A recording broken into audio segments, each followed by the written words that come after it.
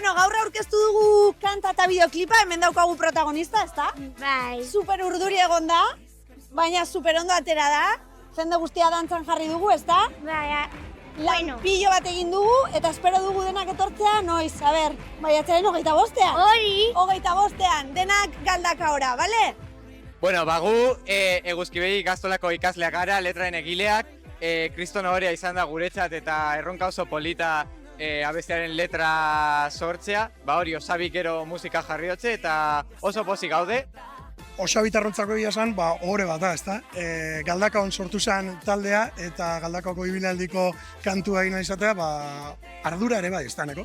Bai, ardura, baina, bueno, moten dau ondo hartu dauela eta gustokokin dauela jentak, orduen, bueno. Ikusiko dugu, aurrera hartzen jendeak, ida jendeak zelako harrera egiten dutzen kantuari, zuek bego zatu. Bestia gustatu zaigu asko, koreografia da oso polita eta ikasteko gogotsu gaude. Nire bai asko gustatu zait, oso animatu iruditu zait eta gainera agertzen dira nire anaia arreba eta orduan oso polita. Magaletik erdire, ikaskara erdire.